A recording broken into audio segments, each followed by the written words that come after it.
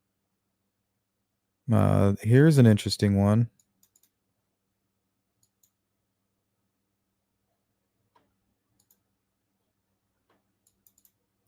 Old man, my ass.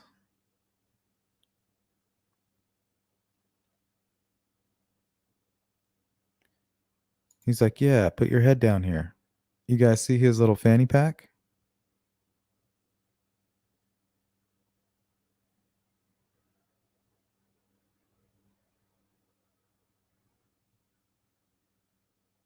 So what if he changed his shoes to something he could, get rid of?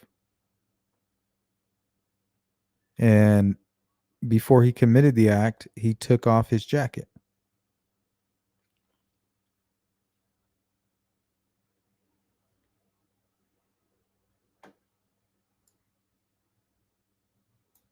So you can kind of see it hanging down right here.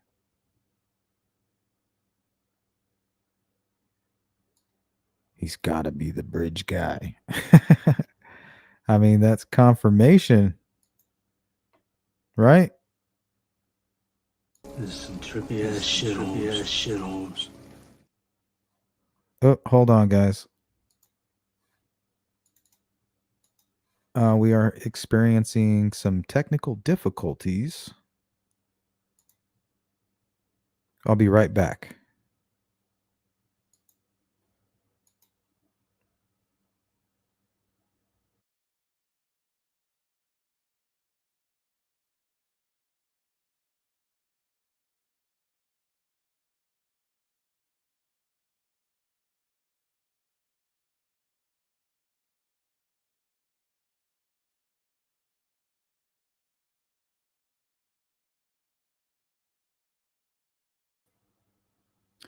And just like that, we are back. Let's see what else we got. Let's go to the chat. I think they blurred the bridge video so the public could not see the gun. You know what? I think that is possible. I do think that's possible.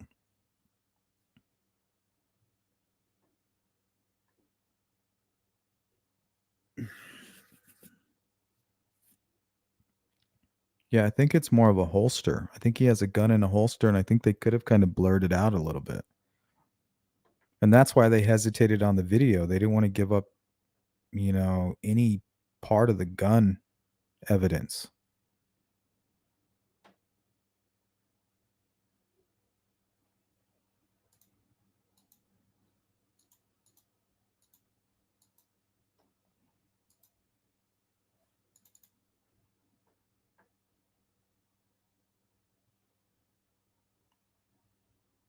So, I mean, they are right at the crime scene. You can even see the ground is all matted down right there. Right here on the left, you see it?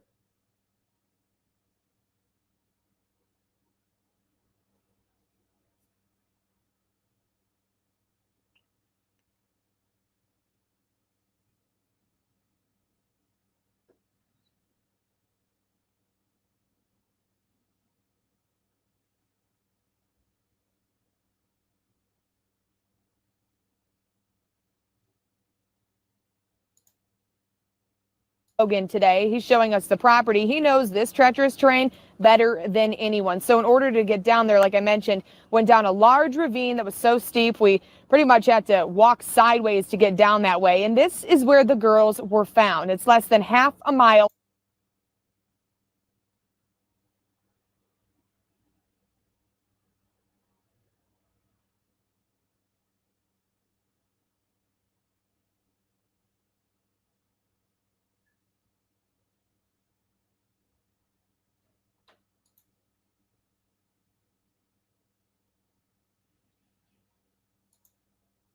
Todd says it's impossible for Ron Logan to be BG. He's too tall. It's easy to prove BG is 5'4". Coincidentally, so is the defendant.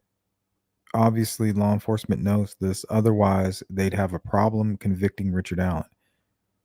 But why do they think that Ron Logan is the bridge guy? Why are they so set on that?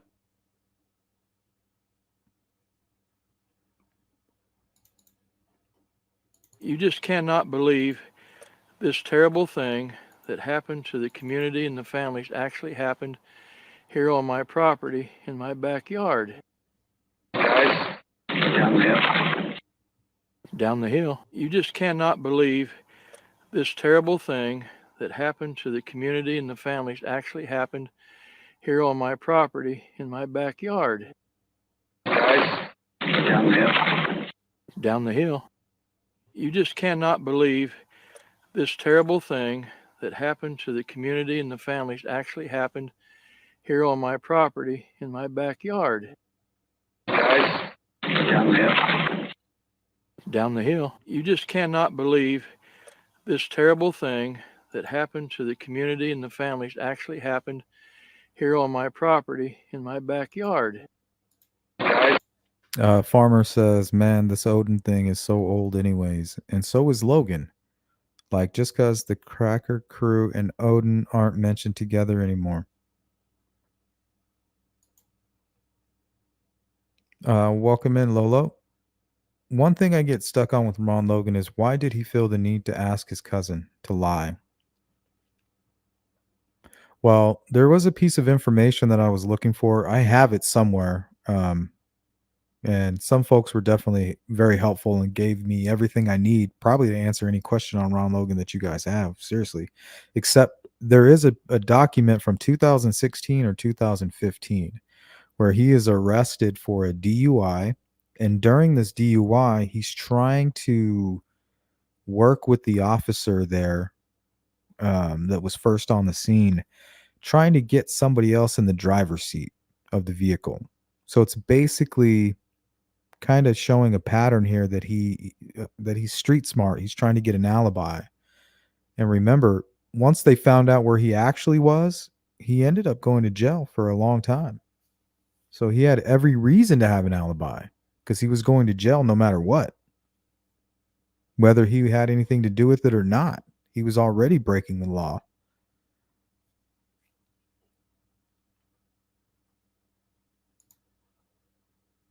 So he does have a pattern of trying to come up with an alibi. I guess we can go to this interview. Can't remember who it is. It might still be on YouTube. These two girls went and interviewed Ron Logan. While they were interviewing him, he talks about, man, they had the whole place lit up. They were searching back there. And he goes, how the hell did they not find him? To me, that sounds like maybe he did find him. I think, and I believe he tried to create an alibi like around 9 p.m. or something like that the day before. So maybe he went down there just to look around like, what the hell's going on? And he's like, wow, there they are right there. He's like, damn, I need an alibi. And that's just a thought. Who knows what happened?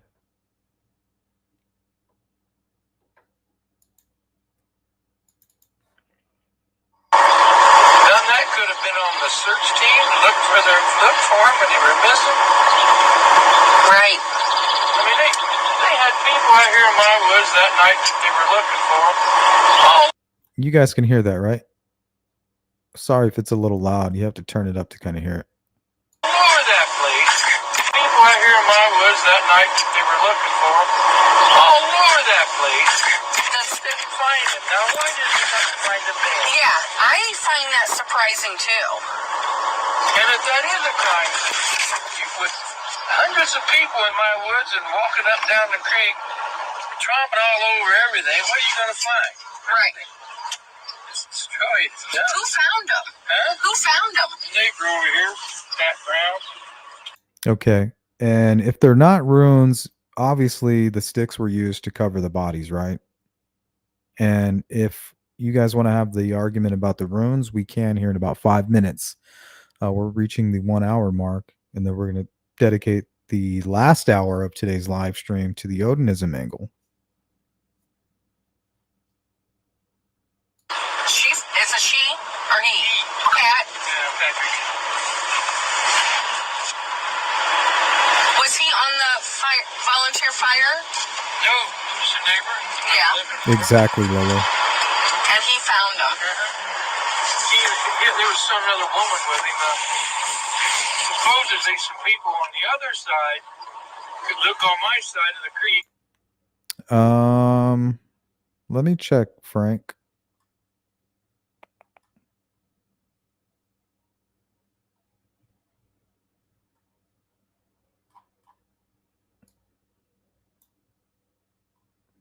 Dang, I don't see any.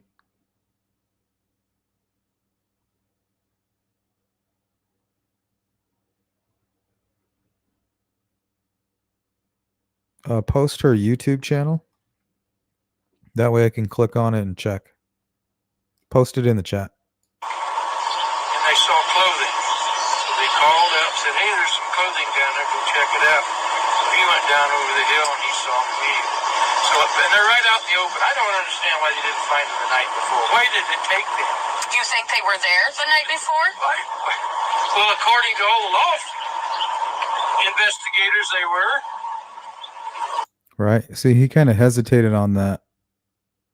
Listen to this. So, and they're right out in the open. I don't understand why they didn't find. He says they're right out in the open. And they're right out in the open. I don't understand why they didn't find them the night before. Why did it take them? You think they were there the night before? Well, according to He's all well. Well, according to law enforcement, they were. all the law investigators, they were. No one thinks it's dump site. Yeah. Can be close, that's all. I have no idea. None that could have been on the search team to look for their Rescue. There's your comments. So that was an interesting interview with Ron Logan. And I believe it was around 6 o'clock. He got home. And as soon as he got home, they said, hey, man, can we search your backyard? Can we search your property? He's like, yeah, go ahead.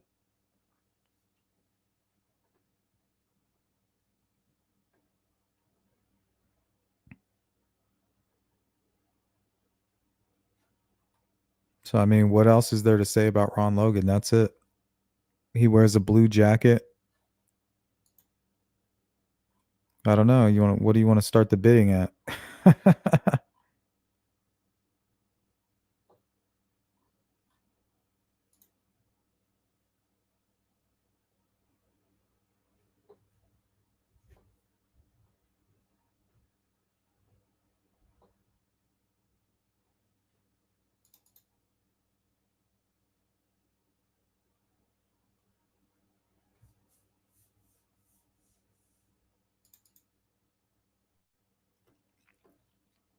Here's a good comparison I put together. I think it puts it into perspective pretty well.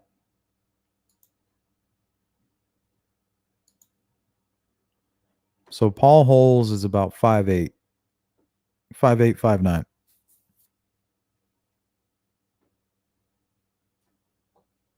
And Ron Logan's about 6 foot.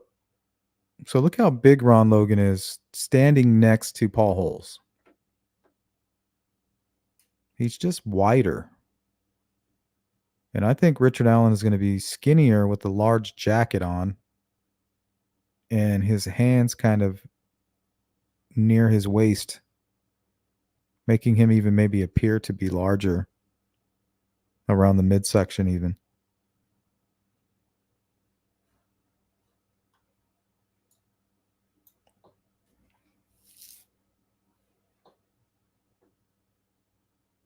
I even put his foot up like a little bit higher.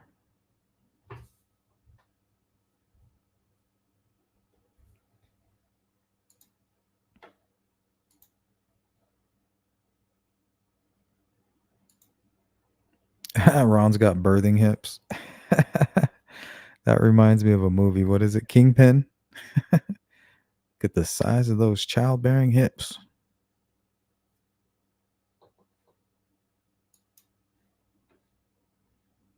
It's funny. All right, guys, we are going to flip the script. This last hour is going to be dedicated to the Odinism angle. We have the defense memo.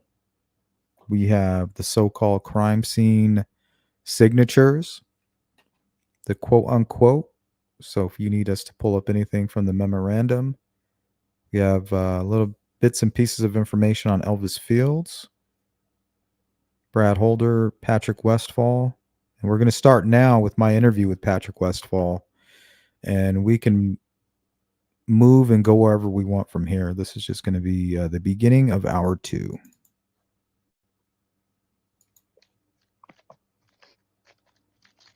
All right. It looks like we are live. Welcome to the Sleuth Intuition channel. We have a special guest, Patrick Westfall. Thank you so much for being here, Pat. Make yourself at home, comfortable. Make sure you got your drink and snack or whatever you got. And we're going to go ahead and throw you to the wolves. Let's do it, bud. I'm ready. All right. So is it us throwing you to the wolves, or are these guys out here right saying that I'm throwing them to the wolves as in you? Are you the big bad wolf? Well, it seems to be that way anymore. No matter where I go, what do I do, what I try to change, or what I try to work on, it'll always be the big bad wolf once you're painted as one. So Have you might as well Googled wolf. Have you Googled your own name? Oh yeah, I've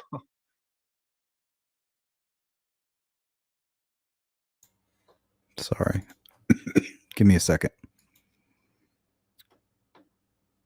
Okay, so in the memorandum, there was a whole lot of things they were showing as exhibits, right? Here's one.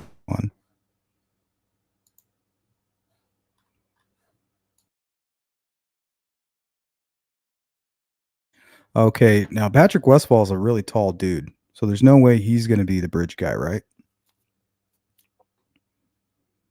Now, they tried to say he was painting something on a tree, because I think in a bloat ceremony, I think sometimes you might. Or you might write something on a piece of fruit and bury it, but you definitely might write something somewhere. You know, you might pick a rune or something along those lines. Well, they were trying to say he was painting something on the tree in the memorandum.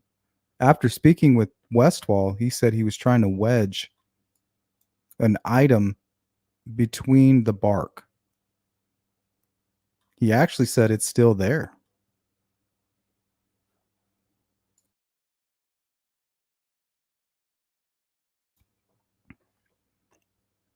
So for all of you treasure hunters,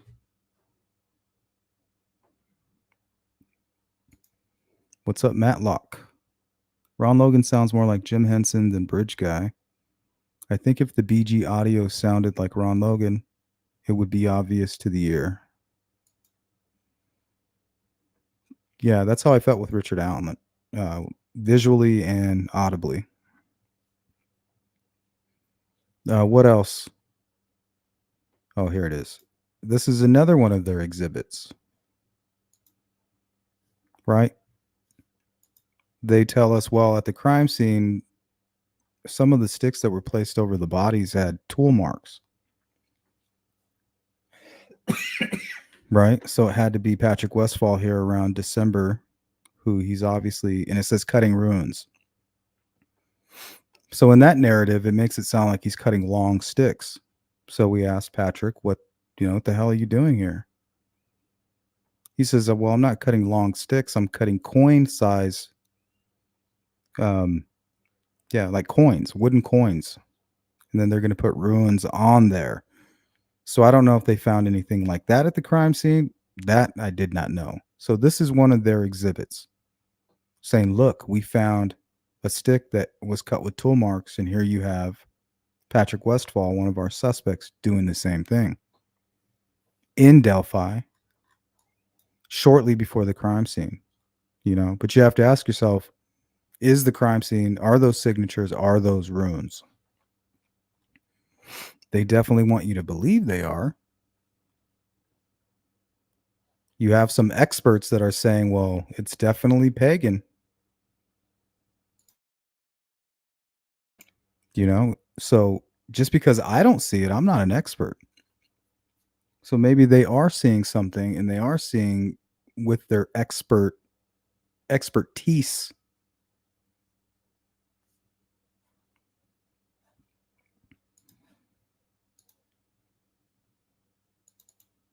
I think this was another exhibit. Some idiot tried to say this was at the Flora house. After we talked to Patrick Westfall, he said this is at his Delphi residence at the time.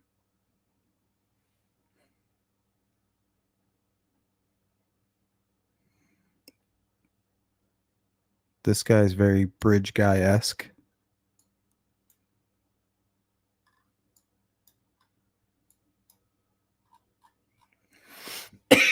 Definitely more the height and the little legs. And Brad Holder's actually not that short.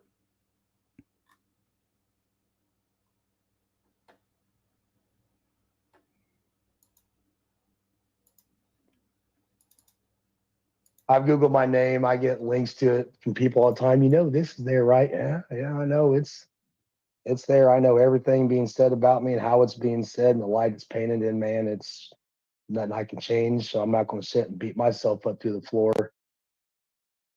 Good to see you, Humanimal. Says there are plenty of sawn-off branches there. Ron used to cut for horses to have creek access. We aren't shown yet. It was freshly cut, and we don't know when Ron had last cut. There's beavers back there too, as well. So I don't know when they say tool marks, what are they referring to? You know, that I don't have an image of. Worrying about it too much. Yeah, and it's going to be hard to convince Thanks, Frank. me, you know, that, oh, you're some Says kind of justice great for guy. Abby But and that's Libby. not why we're talking. We're talking because Richard Allen's defense team is trying to say that you had something to do with those murders, you and Brad Holder, and because of your past, I think it is easy to kind of pin it on you, honestly. Because what are they going to do? The first thing they're going to do when they see this memorandum, they're going to look up your name, they're going to Google it, and it's going to pull up all this racist skinhead shit.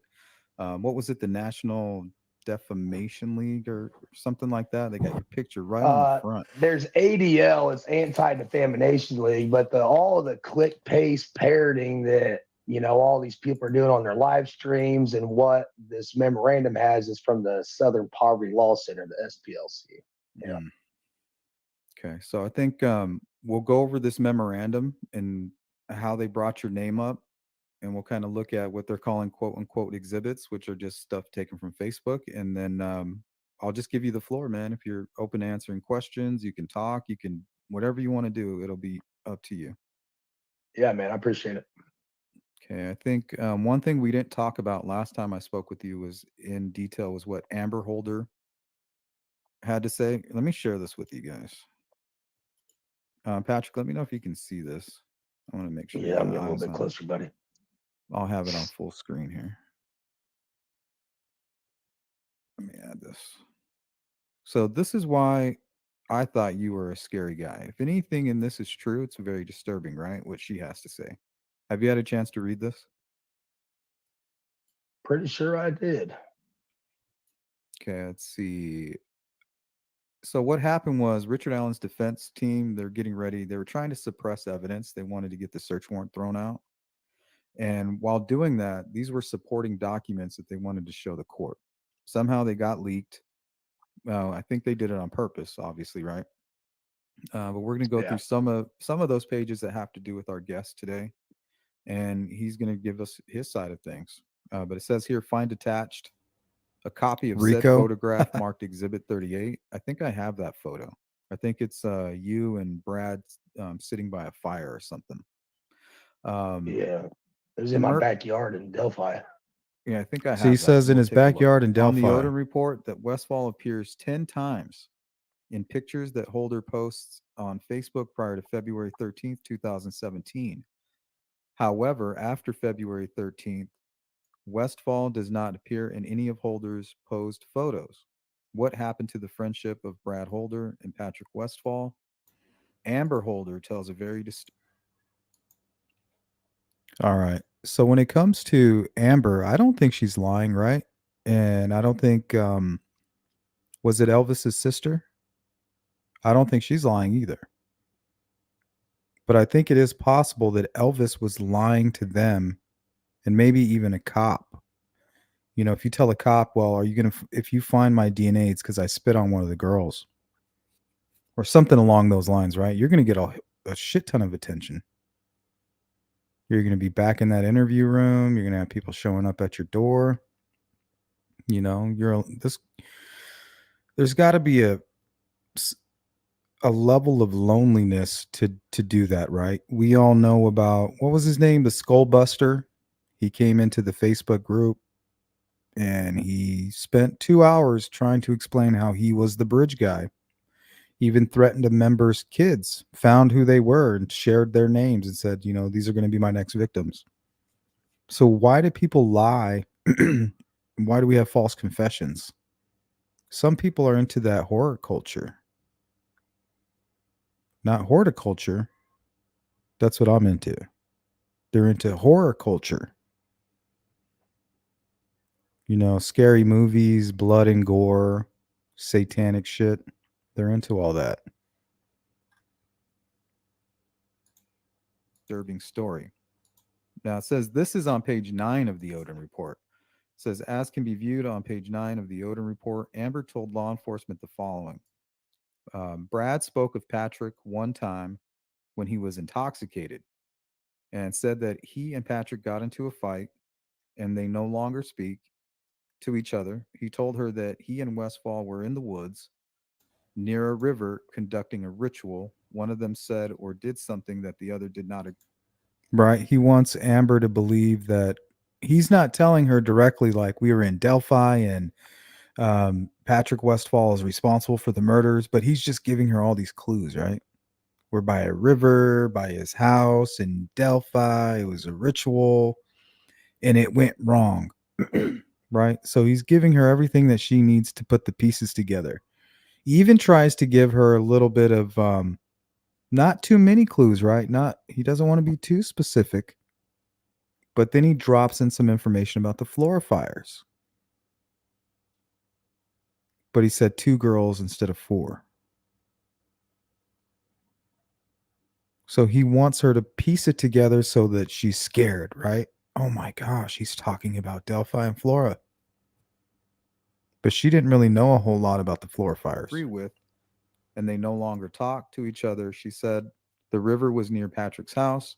No, Brad has a Facebook post with him and Patrick together on January 21st. So you kind of explained what was really going on with that, right?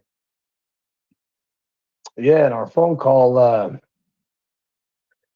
whenever we did our ensembles, our ceremonies, our get-togethers for the kindred at the house, and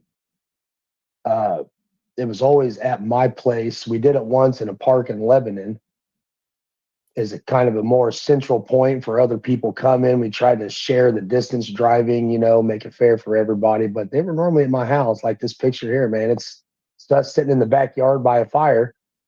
But as far as traveling out to woods and going out in nature, like deep nature near live running water and stuff, we never went out there to do this stuff. We had piles of kids with us, and you know, transportation would have just been insane. Well, we didn't have no 15 packed van or anything to haul people around with. So, you know, we met at certain locations and we just stayed. Willow says, I've spent time attempting to write on a tree with liquids similar to blood. Consistency isn't not very easy, and I'm sure wouldn't write below eye level regardless. Yeah, it was like, it would be perfect for Libby to put her hand on the tree. And I'm almost 100% certain, guys, that it is her right hand.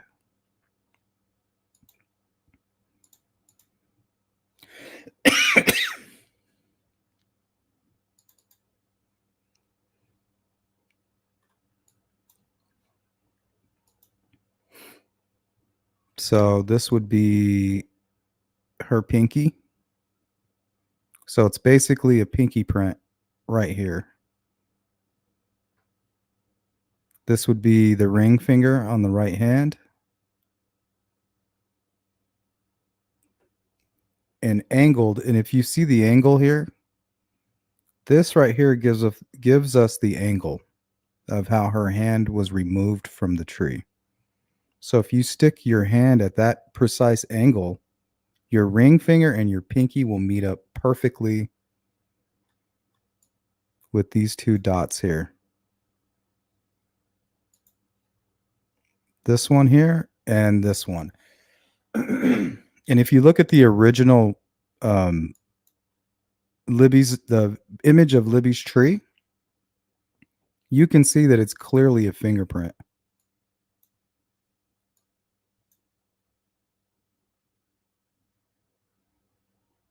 Now the rest of this, in my opinion, and also you can count them, right? You can see them kind of smearing down in this direction. And the majority of the blood was probably around her middle finger. Not to mention when you if you're going to pull your hand away from a surface, a flat surface, your middle finger is going to stay on the longest. Right? So connect your pointer finger here. Sorry, I said ring finger, but I meant your pointer finger. So your pointer finger here. Or no, it is your ring finger, I'm sorry, on your right hand. And then the middle finger would be right here. And as the hand moves away from the tree, the middle finger is going to not only smear through any blood that is dripping or even secreting, right? It's going to smear down, right down the middle, the longest, because it's your middle finger. It's the longest part of your hand. So you have dripping, a little bit of spray from arterial spray, but mostly the middle finger dragging down. That's why it looks like this.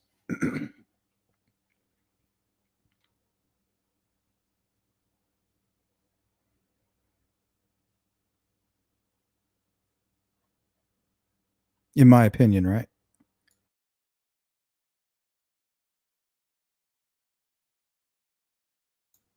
You have more spray or dripping. Because what happened is she grabbed the wound. In the Ron Logan affidavit, we hear there's no signs of a fight or a struggle. That's because while they were trying to run away, they were hit from behind quickly. And the first thing you're going to do if somebody hits you in the neck with the blade, you're going to grab your neck. You're going to grab the wound. You're going to look at your hands. You're going to think, what the F? Then your body is going to become you're going to become extremely woozy. You're losing blood at an extreme rate of speed. You have about 1 minute to 2 minutes at the most. You're going to take 1 to 2 steps. You're going to lean on the tree with your right hand. And as you're falling backwards, because you're now getting ready to pass out completely, your middle finger will be the last thing on the tree. You'll fall backwards, and the hand that you were using to lean against the tree will now fall upward, and you'll be laying with your arm extended up, exactly how she was found. Both hands covered in blood, splatter on the body, and a handprint on the tree. She was attacked from behind, easily from a single assailant, and most likely Richard Allen. After hearing people like Cheyenne and those folks, Derek, looking for them, the phone most likely going off, he panics. He has to move one of the girls out of sight, which is most likely Abby, who he attacked first. Brought her, only moved one of the girls.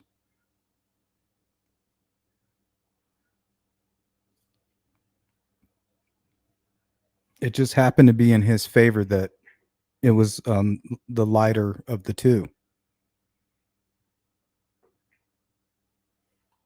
But after hearing the noise, people searching for the girls, and then you have the question of why weren't they found? Well, they weren't found because they were concealed.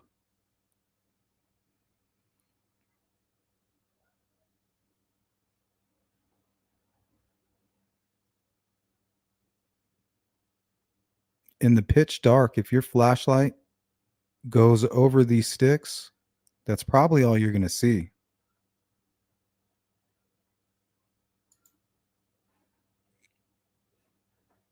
But once again, I'm not an expert.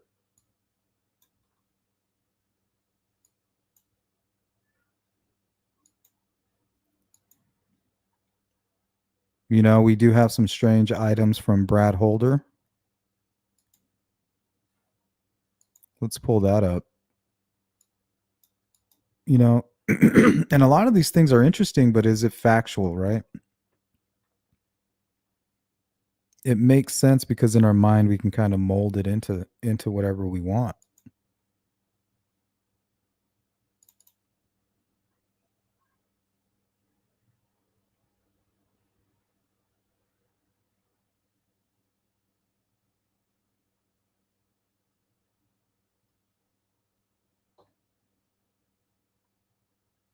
Oh, here it is.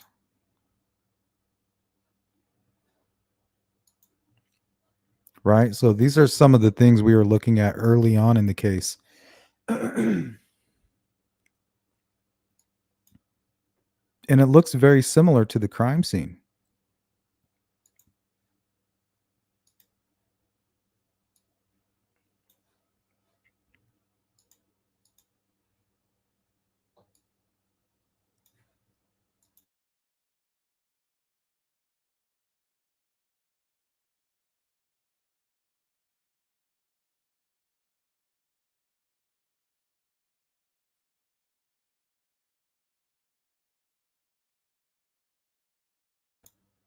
So here, it's like you have 3 runes here. And I believe he's trying to create a binding rune. So is this 213?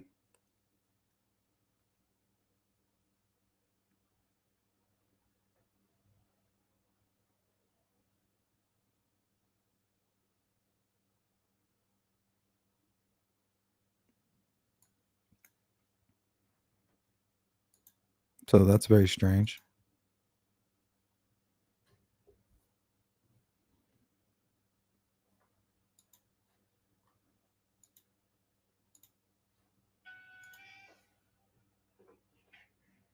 Stayed there, and they were always in town at my house, or like I said, that one time at the park in Lebanon, but there's no woods and rivers and stuff like that. When we got into it, it was at my house in my living room. It wasn't out in the woods doing some ceremony by a river. He was starting to be untruthful about a lot of stuff. I would hear stories from people about how, you know, he would claim to save my life in Afghanistan on numerous occasions, diving on me in guard towers while rockets were flying through, just off the wall crap.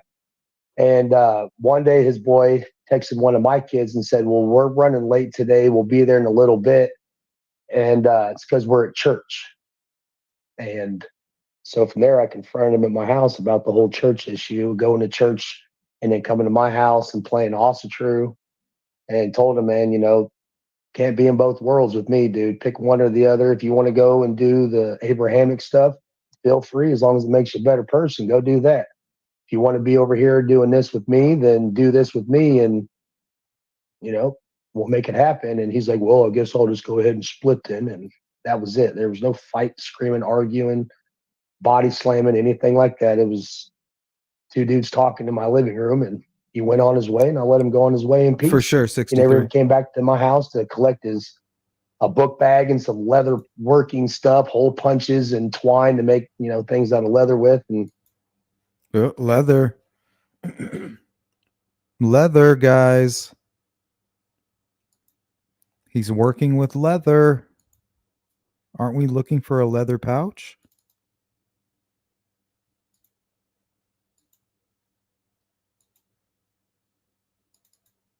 See, I'm looking for something.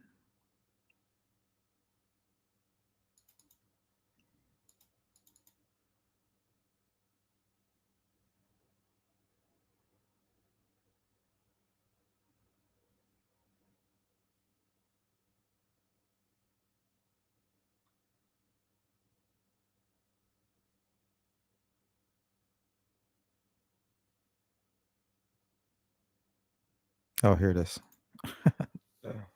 It's not right in front of you, right?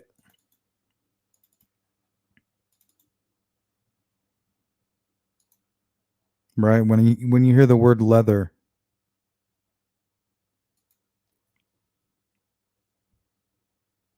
gotta chase the rabbit.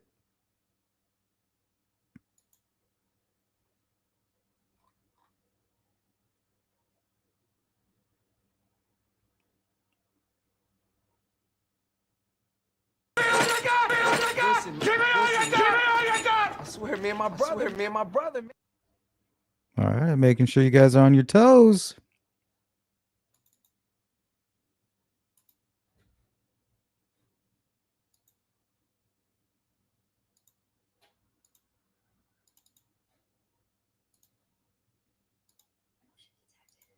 Never spoke to the man again. Not a phone call, Facebook, nothing. Okay, let me see what else she had to say here. Amber Holder tells a second and equally no, this is the real disturbing stuff she had to say about you, and it really kind of put some fear in me. Let's see. When interviewed the second time, Amber discussed another conversation that she had with Brad Holder. She had gone to Brad Holder's house to visit him while the children were upstairs, inquired about Patrick Westfall under the ruse that Amber's girlfriend had a date with Patrick. That is what it contained on page 10 of the Odin report. So it says here, Brad became very nervous and told her that she needed to stay away from Westfall or she would end up dead.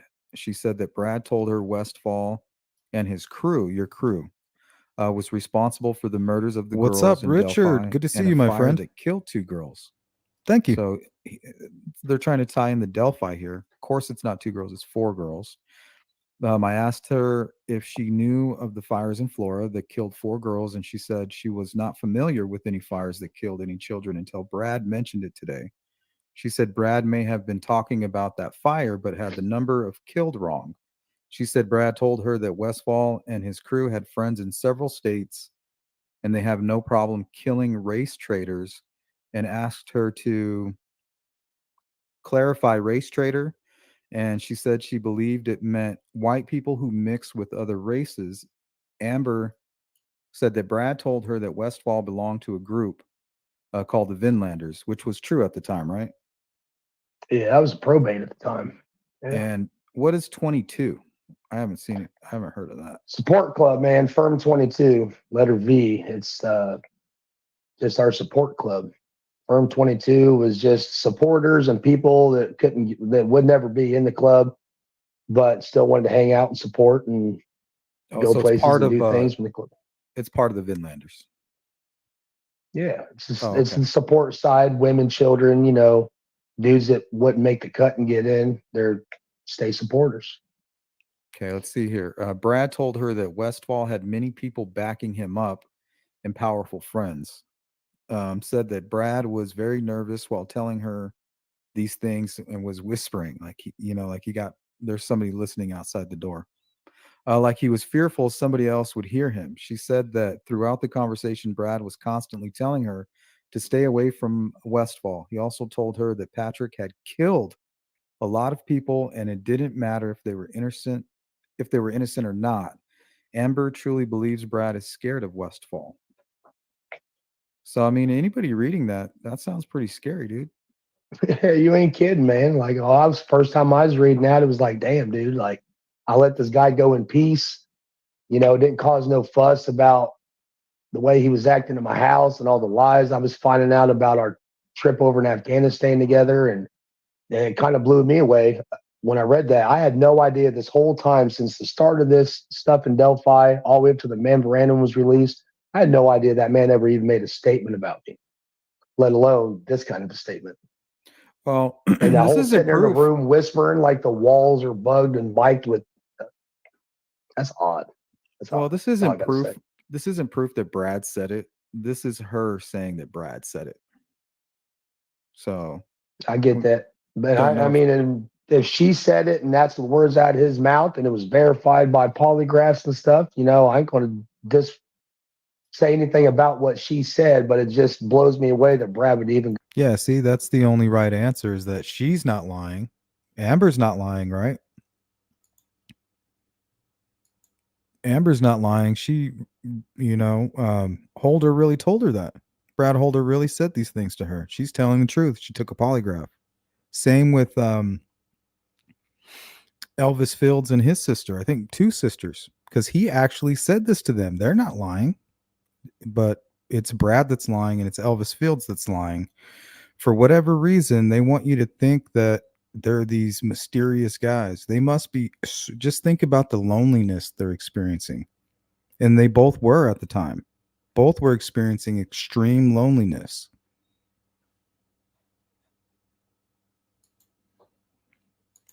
They did it for attention. Unless you can show me otherwise. Go and tell people about that. And why she was even asking about me to start with, I was never going to date any of her friends. Never even met the girl. Me and Brad were already on our ways apart when he was starting to get involved with her. I never even met the girl. And I think this is the end of page 10 and what Amber had to say. Prior to Amber leaving, she said that Brad told her, "Stay off Westfall's radar, and I can only protect you so much if you keep asking questions."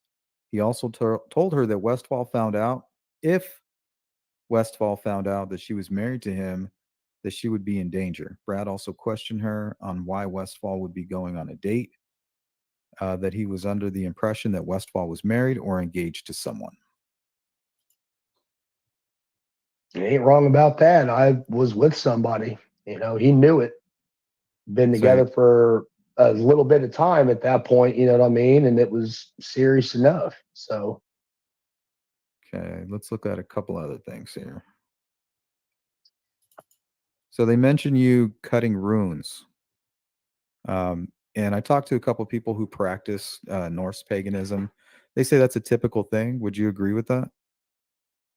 Absolutely is. When you get your first hammer, like I know I'm wearing a metal one right now, but your first hammer and your first set of runes, you're kind of encouraged to make them yourself, put some thought and heart into the path into Ossetru. And we had taken the kids across the street to Canal Park in Delphi, and we're having all the little kids. We tried to find something to get the kids engaged and something for them to do. Hell, you got 10 plus kids bouncing around a small little house. You need to keep them occupied. So they all went out and found branches, at least a certain length, and tried to keep them as evenly across as we could, and cut them into disc form. And they would sit down and carve runes into each disc and make their own first set and whatnot. And it was okay. Now, if they found something like that at the crime scene, I would be completely blown away. Right? Nothing maniacal or benign about the situation. So when you were cutting runes, you weren't cutting long sticks. You were cutting a thick little disc shapes, and then you were painting and carving onto the little discs. Yep, I took the stick and I cut it in a little disc, evenly spaced the best I could, for staying there with the little crappy plug-in porta bandsaw there at my kitchen table, and had a big pile of them. And everybody, got their little chunk in front of them, and we sat there and we showed them, the Feywu rune and then the Uru's rune, and they were carving them in there and putting them in their little leather bags that they made, probably a little 5x5 bag or bigger, just to. What do you say? 5x5 bag?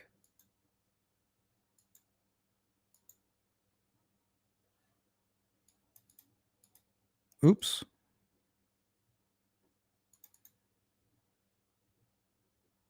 Five by 5 leather bag.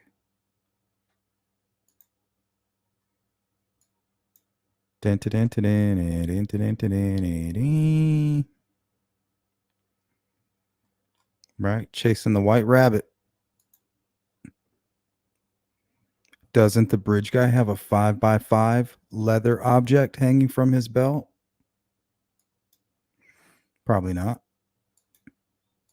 It's most likely a holster, in my opinion.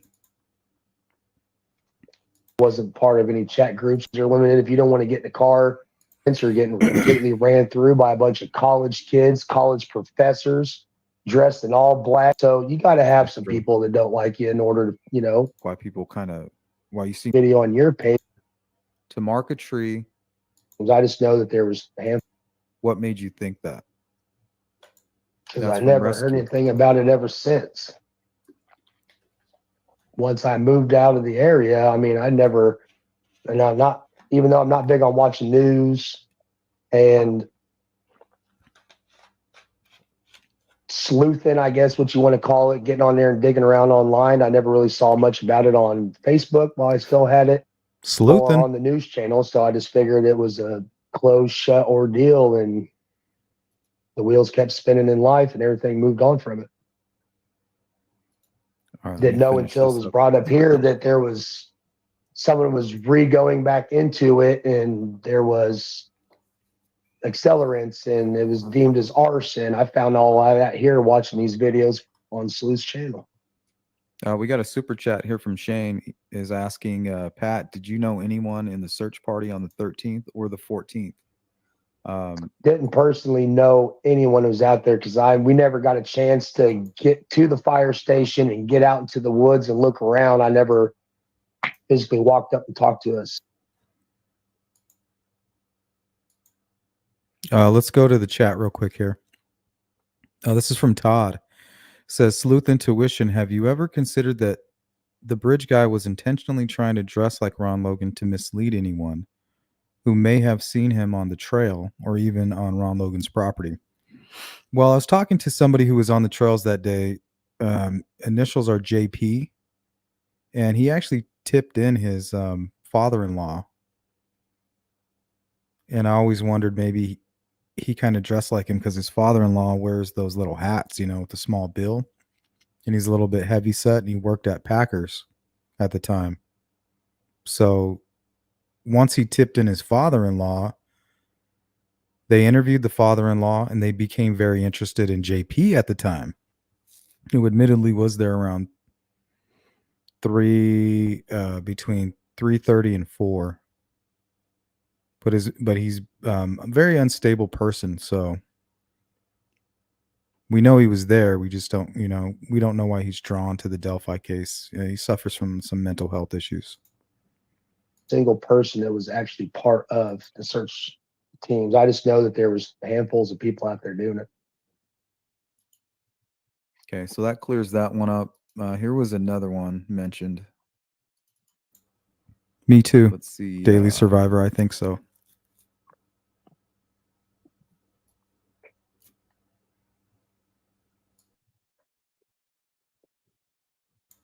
This is kind of a commercial for Twizzlers.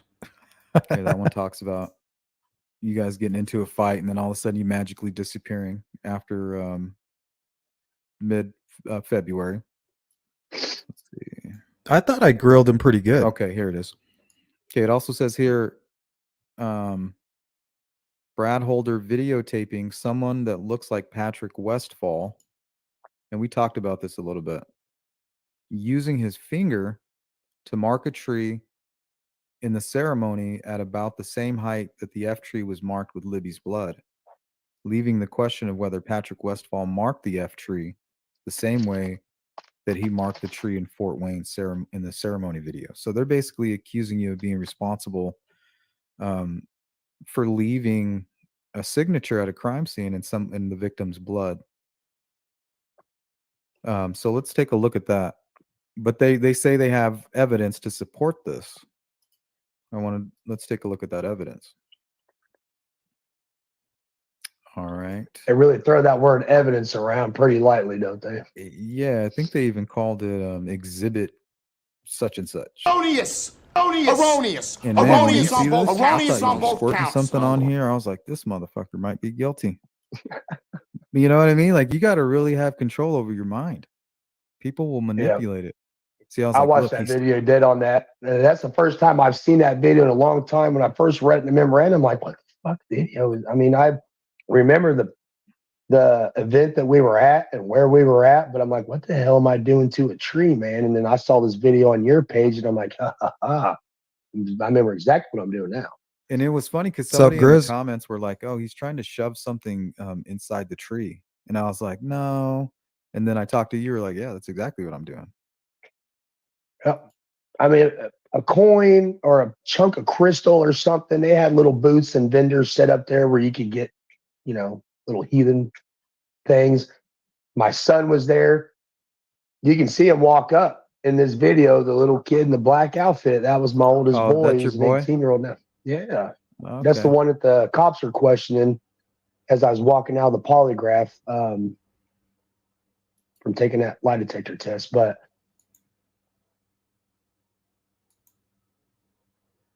Let's go to the chat real quick.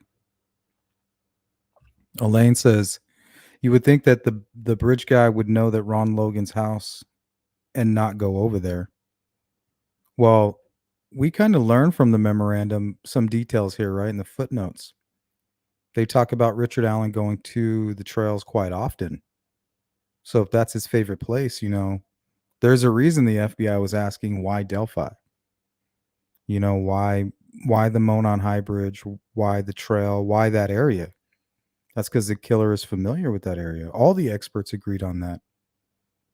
So if the killer is familiar with the area, and now we know that Richard Allen is always there, I think it's safe to say that he would go down to the crime scene. I think he went down to that area. He might have even have been waiting for the girls to get off of the bridge so he can take them down to the crime scene. But instead, he got impatient and forced them down, and he told himself, well, we're just going to have to go through the water. But either way, I'm taking them down to this crime scene. So that's why I say it doesn't really matter if his bullet was left there in 2016 or 2019. What the hell is your bullet doing there? Right? Why are you connected to this specific location? trying to find a nice, perfect sized gap in that bark to wedge something into. And I'm trying to get it up super high so somebody didn't just, I mean, it's the common park people go to in Fort Wayne. I didn't want someone to come across and be like, hey, I'll go ahead and take that home now. So I'm trying to get it up high, like high. Well, and according to what they said about the crime scene is that the signature left there on the tree, the F shape, was about 4 feet up. You're obviously taller. You're way higher than 4 feet at this point. Yeah, I'm upward of over 8.5 foot easily. I'm a pretty big dude, man. Yeah, and I think that also adds to like why people why you seem scary, dude. In all those photos, you're like towering over everybody. Oh yeah. Here's I'm a a super big dude, chat. man. It's real easy to point your finger and be like monster. You know, I know what my background looks like. I honestly do, man. But you know, as times change, so do people. And if somebody wants to work on themselves and be a better human, you know, that's all they can do. But when someone just looks at you and they're like, "Oh, fucking, that's Shrek right there. He's gonna grind your bones to make you Shrek. bread," type crap. It's like, yeah, just go ahead and think what you want, bud, Grinding and your just leave me bones. be. But I did my size, my appearance, my voice, tatted up, all that stuff. I get it, man. It all compiles into a nice, big, scary image of the super monster. So, Question everything community. Welcome in. Says, what made him walk with purpose? Was Richard Allen targeting them? Exactly.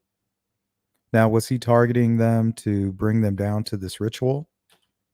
I don't know. I'm not convinced there was a ritual because I believe the F is a handprint and I believe the sticks were used to conceal. But I'm not an expert on any of that. That's just my opinion. But if witnesses are telling us that the guy that they seen is the bridge guy and he was walking with purpose, you have to ask yourself, well, what the F is his purpose?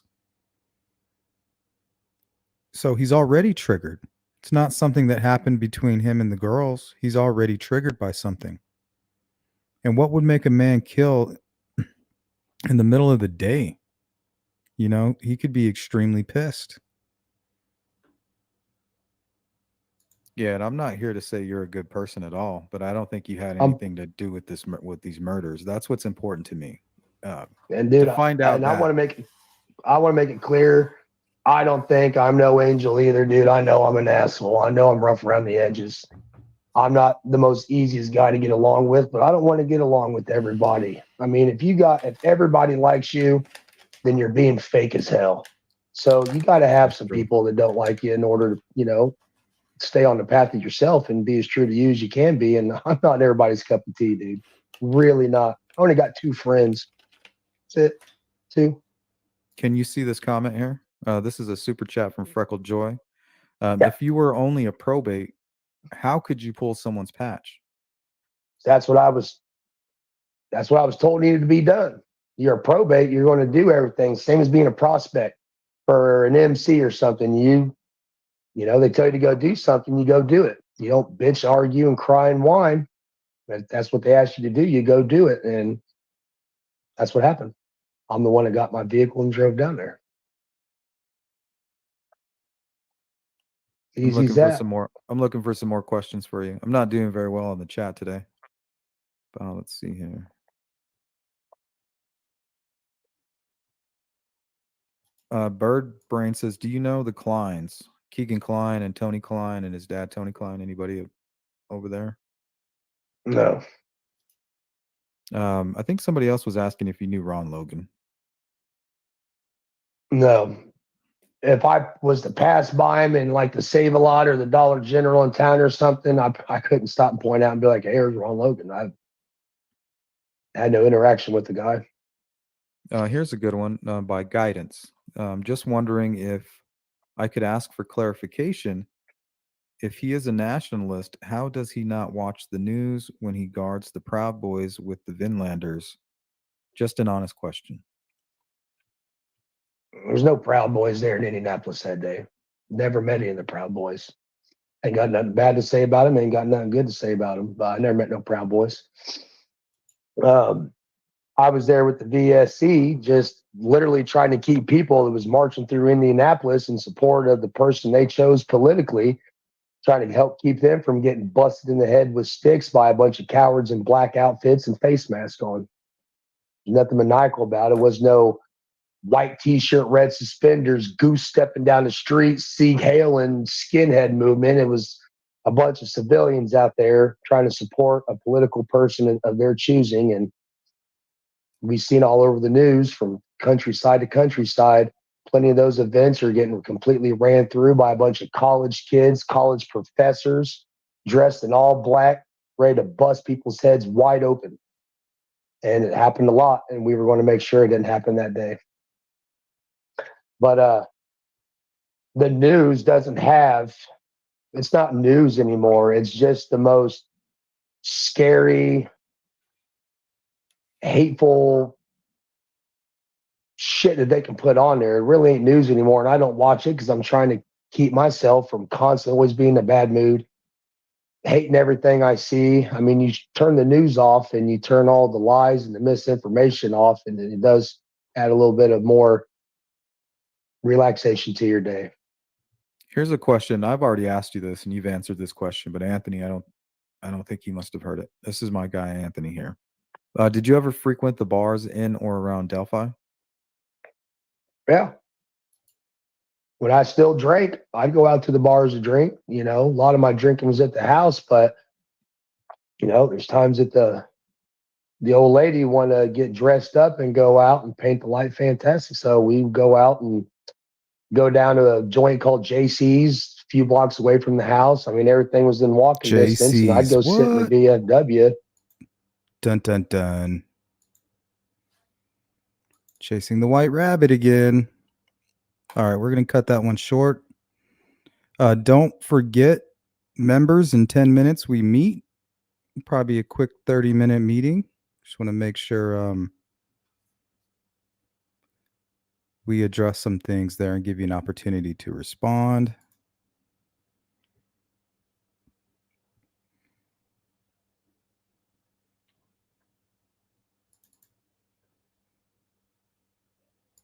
Let's go to some comparisons here. Ron Logan, pretty close, huh? You can see the sharpness of this area kind of matching here.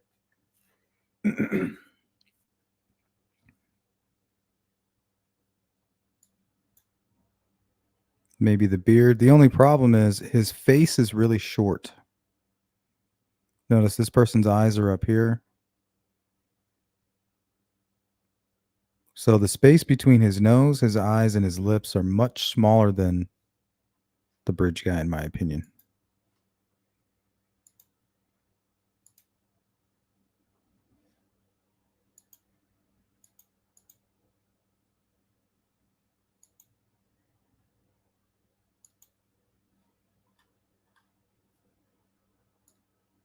Now look at this comparison.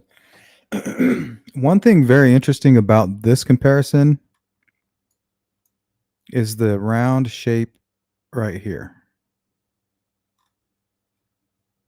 I thought that was very interesting. The very same shape is mirrored right here. And then he had an unusual dark area. So he has his jawline kind of bulges out right here, and it leaves a dark shadow. Looks to be mirrored over here. What is that, accentuating the jawline?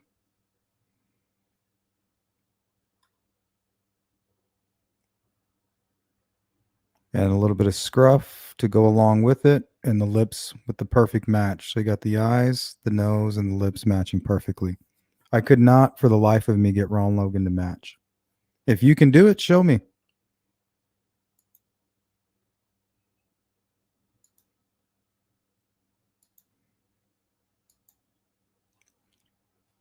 Let's take a look at Brad Holder.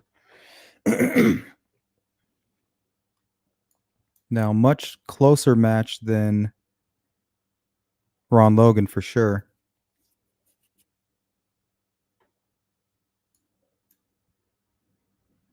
Looks like the nose might even be a good match here. You see that? The only problem is this area here and the sharpness of this area doesn't match. And also the chin. Closer than Ron for sure.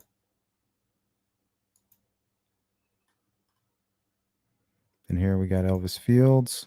I don't know if I have a comparison on him. But his eyes, the distance between his eyes and his mouth don't match. This would be Brad Holder in December. Part of his feet are chopped off, leaning on behind the fire pit. This was more to get the idea of the upper body. See, he's just a very wide person compared to this individual. Skinny waist. And the only reason he looks like there's anything going on in the midsection is simply because he's got this big jacket over a nether hoodie and the pockets stuffed. Hey, what is up? Aspen Connor, good to see you, my friend. Didn't Holder have a long ass beard at the time? Yep. You're looking at it right there.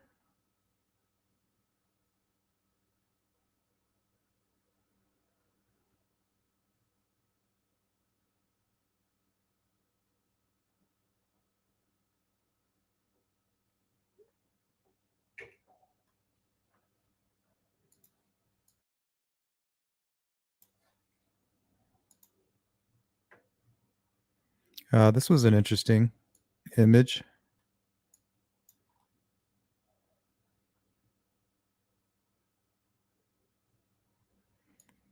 So here's the original.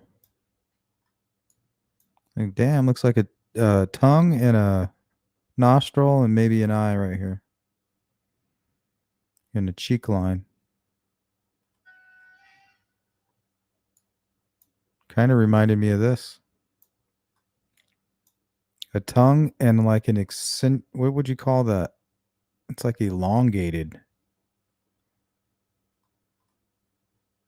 I'm like, hey, let's take a look.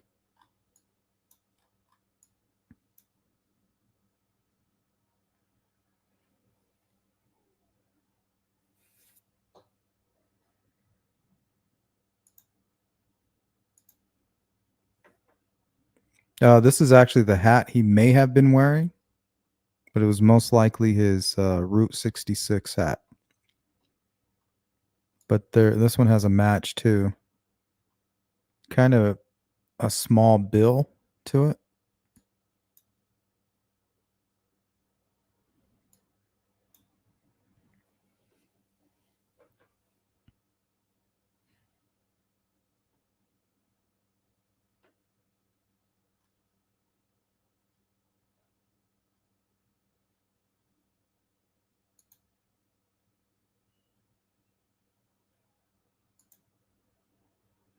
Dehydrated for sure.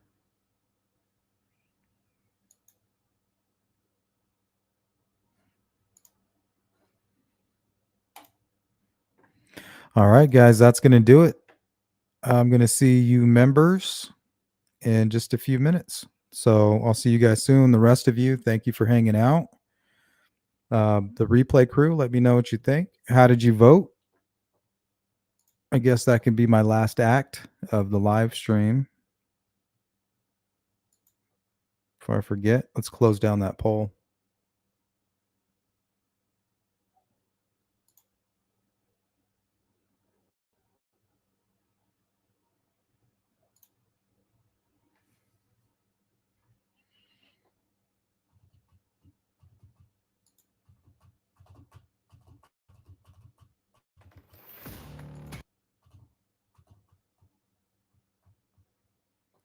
Okay, so Loganism or Odinism? 6% actually said, Loganism. You know, I see Ron Logan up there. And really, there is a small chance that we are looking at Ron Logan. Very small chance. 13% said Odinism. Right? Interesting. 23% said, what do I know? 59% said, I didn't buy tickets to this auction to begin with. Me neither.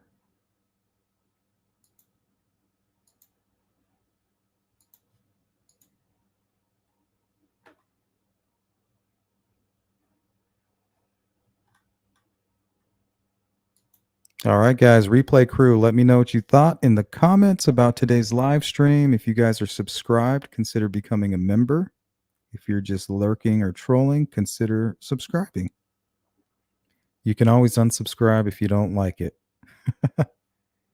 But anyway, guys, I appreciate everybody who participated in the live chat and who was able to catch the live stream. You guys rock. Everybody take care. Appreciate it. See you soon. Members, I'll see you in about, give me 10 minutes. But I'll see you real soon. Take care.